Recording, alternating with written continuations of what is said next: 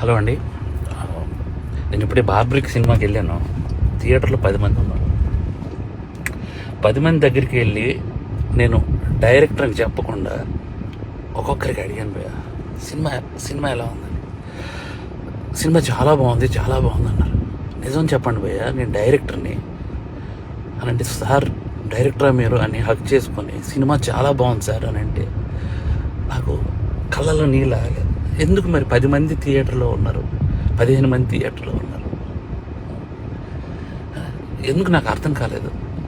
అంటే ఏం చేస్తే వస్తారు? నేను ఇంత 2.5 ఏళ్ళు పిచ్చుకొక్కలా కష్టపడ్డాను. 2.5 ఏళ్ళు.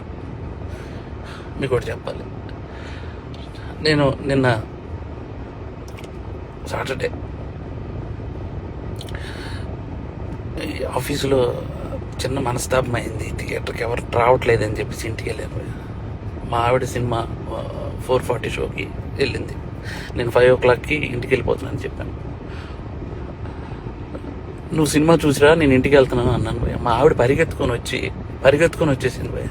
నాకు అప్పుడు అనిపించిపోయింది, నేను ఎక్కడ మనస్తాపానికి చెంది ఆత్మహత్య చేసుకుంటారేమో అని వచ్చేసింది భయ్య. 2.5 ఏళ్ళ కష్టం తనకు తెలుసు.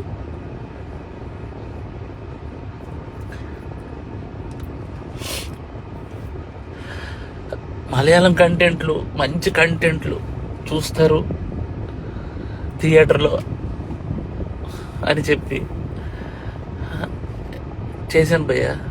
నేను కాన్ఫిడెన్స్తో ఒక మాట అన్నాను భయ్య జనాలందరికీ, సినిమా కానీ మీకు నచ్చకపోతే నా చెప్తే నేను కొట్టుకుంటా అన్నా. నేను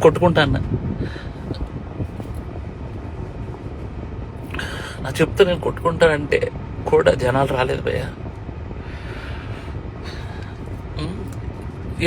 నాకు అర్థం కావట్లేదు, ఇప్పుడు జనాలు రావట్లేదు అని అంటే ఏంటి అర్థం? ఒక పని చేస్తా భయ్య, నేను ఇలా కాదు, నేను మలయాళం ఇండస్ట్రీకి డైరెక్ట్ వెళ్ళి అక్కడే సినిమా తీసుకొని ఒక తెలుగు ఆడియన్గా ప్రూవ్ చేయడానికి వస్తాను భయ్య. నేను